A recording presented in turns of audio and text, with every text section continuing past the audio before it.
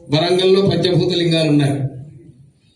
తమిళనాడులో ఒక్కొక్కటి ఒక్కొక్క దగ్గర ఉన్నాయి. ఆంధ్రాలో ఒక్కొక్కటి ఒక్కొక్క దగ్గర ఉన్నాయి. ఈ పంచభూత లింగాలు సౌత్ ఇండియాలోనే ఉన్నాయి, దక్షిణ భారతదేశంలోనే.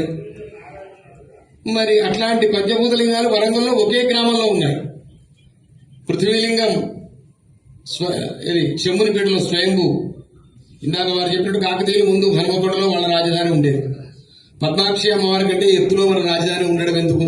ఆ తల్లి పాదాల కిందగా ఉండాలి. పద్మాక్షమ్మ గాని భద్రమ్మ గాని వీళ్ళందరి పాదాల దగ్గర ఉండాలని వరంగల్కి మార్చుకున్నారు వాళ్ళు రాజధాని. ఎందుకంటే ఆ దేవుడి యొక్క సాన్నిధ్యం మనకు కావాలి, వారి పాదాల చింత ఉండాలి, కానీ వారికంటే ఎత్తులో ఉండద్దు. లేకపోతే అద్భుతమైన కోట, 4 ఎకరాల కోట ఇది హనుమద్గిరి ఆ మీద.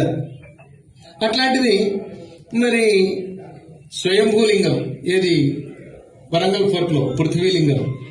మటియవాడ అని భోగేశ్వర స్వామి జలలింగం. తామగ్నివర్ణ అంతపసాజ్వలంతీం వై రోచనీం కర్మ ఫలేషు దుష్టాం దుర్గాం దేవీకుం శరణమహం ప్రపద్యే సుతరసితరసే నమః. భద్రకాళి దేవస్థానంలో భద్రేశ్వరుడు అగ్నిలింగం, హనుమకొండలో సిద్ధేశ్వరుడు వాయులింగం, మెట్రామప్ప మెట్టుగుట్ట ఆకాశలింగం.